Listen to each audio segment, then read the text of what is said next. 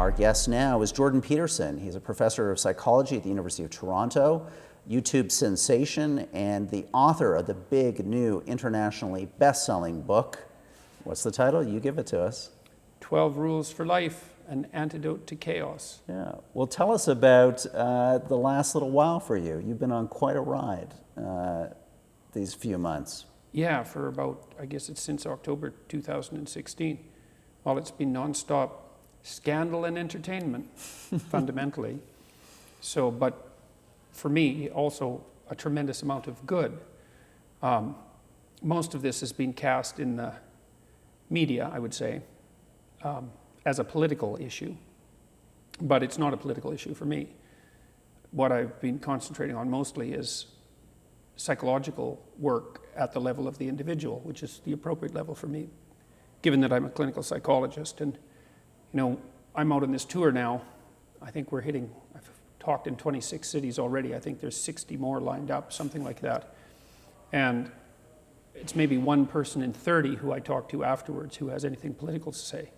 The rest of it's all focused on my lectures, essentially, and the book, but on people's attempts to put their lives together, again, at the individual level. And so that's a really good thing as far as I'm concerned. It's a very rare day now. If I go outside, I'll be approached by 4 or 5 people. It doesn't matter really where I go. And they all tell me the same thing. They're all very polite and very welcoming. I haven't had a negative interaction with anyone in public at all. Quite the contrary. And they tell me, you know, they've been watching my lectures and that they were unhappy in their relationships or not doing particularly well at their careers or in a dark place for one reason or another, and that watching and listening to what I've been saying has been very helpful to them. And so that's great, you know. I mean, that's great. How would you say what you've been writing and thinking about and people's reaction to it intersects with tonight's debate? Because you've been quite vocal on the topic of political correctness. Yes, well, I'm no fan of the radical left. And and people might say, well, does that mean you support the radical right? And it's like, just because you're no fan of the radical left doesn't mean you support the radical right. That's absolutely a preposterous proposition. But the universities, especially the humanities and social sciences, are absolutely dominated by left-wing thinking. That's well documented by people like Jonathan Haidt. It's not my imagination. And I find the doctrine that unites them to be unconscionably pernicious. It's basically a collectivist doctrine. And the thing that disturbs me about it, there's every reason to have a left wing. The reason you need a left wing is partly because being left wing is in part temperamental. It's not going away. And also because when our society produces hierarchies, which it will inevitably do, people tend to stack up at the bottom of hierarchies. It's in the nature of hierarchies to produce that as an outcome. And what that means is that the people who are dispossessed in the hierarchical arrangements need a voice, and that's the left, obviously, and fair enough. But it's also obvious that just as the right can go too far, the left can go too far. But when the left goes too far is something that's very ill-defined. And to me, that's not acceptable, given that we know that the left can go too far. And I think they've certainly gone too far in the universities. And the postmodern neo-Marxist pastiche that makes up the radical left philosophy that's at the bottom of the social sciences and humanities now there's nothing about it that's useful, as far as I'm concerned. That has nothing to do with compassion. It has nothing to do with my lack of, what would you say? Empathy? Yeah, precisely. They're completely separate issues. And that's another thing that really bothers me about political correctness. It's like, well, we have a hammerlock on empathy. It's like, A, empathy is not enough. It's not even close to enough. And an excess of empathy can do terrible things. And B, no, you don't have a hammerlock on empathy. And to ally that with a philosophy that essentially assigns people to their identity via their group membership, and then to read not only the current state of affairs, but history itself as a battleground between competing groups is, I think it's dangerous. I think it's obvious that it's dangerous if you know anything about history. But one argument you're sure to hear tonight is this idea of privilege, that certain people, by virtue of you and I, by virtue of our race, our class, our gender, have enjoyed historically privilege in society. And it's time that that privilege be shared more equitably across groups who have been historically disadvantaged. Well, that's a good example of the conflation of empathy with ideology. It's like, first of all, the majority in any society has privilege. That's the whole point of the society, is to set up a system so that the bulk of the people in the system can do well. Well, and then you build in protection for minorities. So to conflate that with race is not acceptable. It's a toxic sleight of hand, and it's extraordinarily dangerous. So apart from that, it's an empty claim. Some people have advantages that other people don't. Well, obviously. And if you take apart anyone into the multitude of categories that they can be taken apart into, what you'll find is that on some of those dimensions, they're doing better than other people for rather arbitrary reasons sometimes, and on other dimensions, they're doing worse. So and then the next part of that is, well, historically speaking, it's like, okay, over what span of time do you mean precisely? So you mean because my ancestors 150 years ago were privileged, comparatively speaking, that I should somehow pay for that now? And are you so sure my ancestors were so privileged? As far as I can tell, my grandparents on my father's side, my father grew up in a log cabin till he was 5. It had like 3 rooms. My grandmother was a cleaning woman for farms in central Saskatchewan in the 1930s. She cooked for threshing crews, you know. She chopped wood piles that were as big as the damn cabin to get through the winter. It's like, where's the privilege? I see it accrues to me as a consequence of my race. Oh, I see. So we're going to have a discussion about race, are we? That's the thing about the toxic left, is that everything is about group identity. And so let's even take the argument further, though, and say, okay, well, because of my skin color, I'm differentially privileged. Okay, so from a historical perspective. So what? You're going to make everybody, on the basis of the race now, pay for some historical iniquity? And you're going to view the history of the relationships between men and women as one fundamentally of oppression. That's the way we're going to play this, is that it wasn't that men and women fundamentally cooperated throughout history to bring themselves out of the fundamental catastrophe that history has always been. That isn't what it was, despite the fact that in 1895, the typical person in the Western world lived on less than $1 a day by today's standards, which is far below the UN's current guidelines for abject poverty. We're going to revisit that, and we're going to say, no, really the fundamental reality of the world was that men oppressed women. It's like, yeah.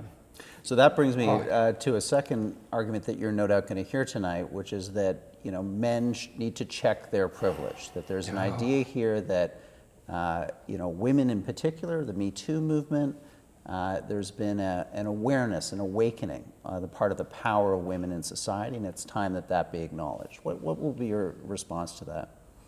Well, first of all, when the discussion is about power, you know, that sends a shudder up my spine immediately, partly because part of the postmodern doctrine, especially in its alliance with neo-Marxism, which is the world's strangest alliance by my estimates, everything's about power.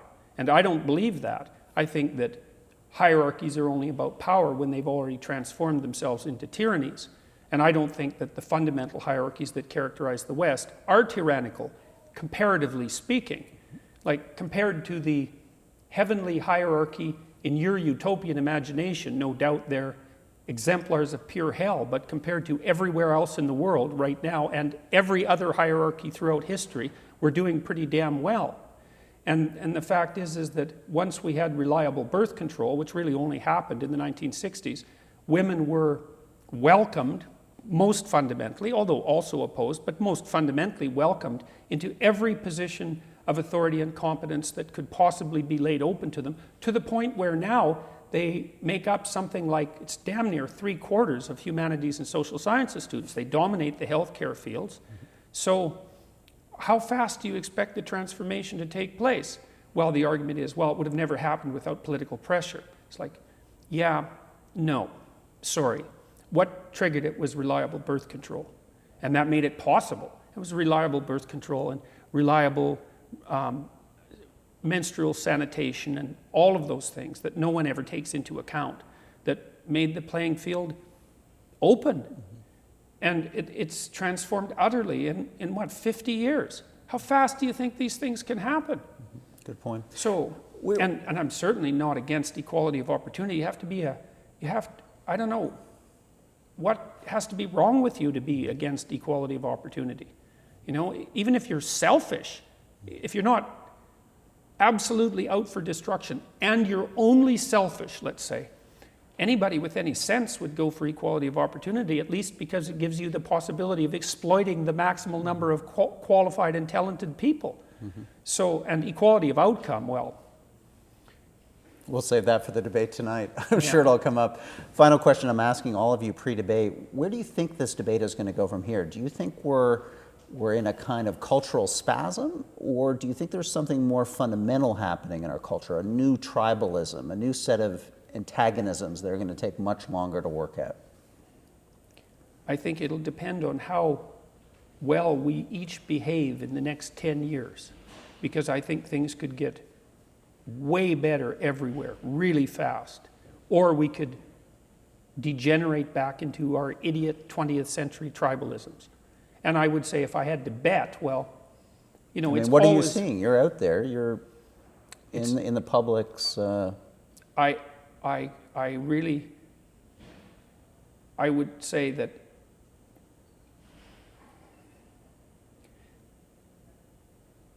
there's plenty of pressure in both directions. You know, I'm heartened by the fact that so many people have been taking the psychological material that I've been providing online to heart and doing what they can to put themselves together. I'm disheartened by the fact that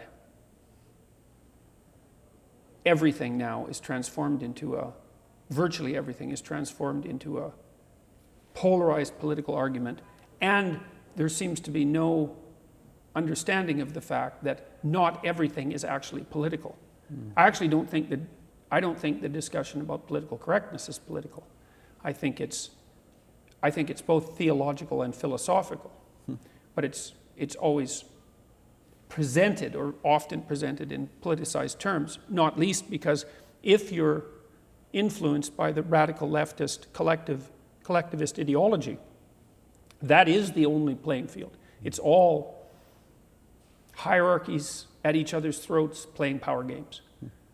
The free speech thing is really interesting because on the radical left end of things, there is no debate about free speech.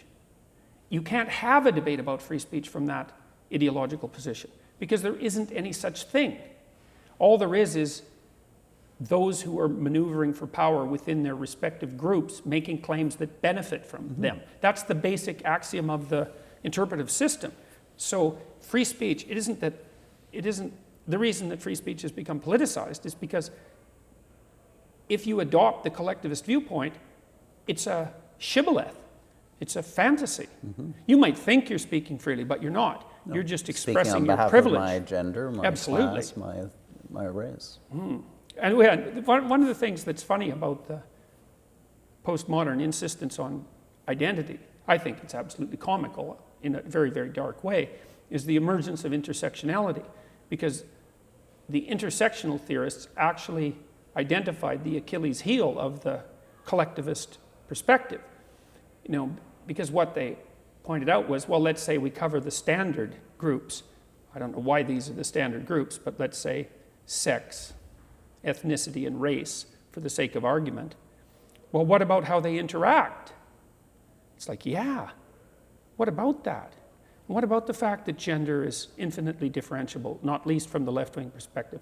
And what about the fact that there's endless numbers of ethnic variants? And what are you going to do? You're going to control for the interaction between all of those? And the answer is yes, that's what we'll try to do before we give up our ideology. But the fact of the matter is that the reason the West decided on a radical individualist perspective to begin with is because we figured out 2,000 years ago at least at the origins of this type of thinking, that everyone is so unique that you can fractionate their group identity right down to the level of the individual. Well, so, yeah, I don't know what's going to happen. I think the universities, for example, I think they've done themselves in. I don't think they can escape from, because I've watched large organizations crumble, and that can happen very often. And one serious error will do it. And I think I've tried to lay it out. I think the universities have made 7 serious errors.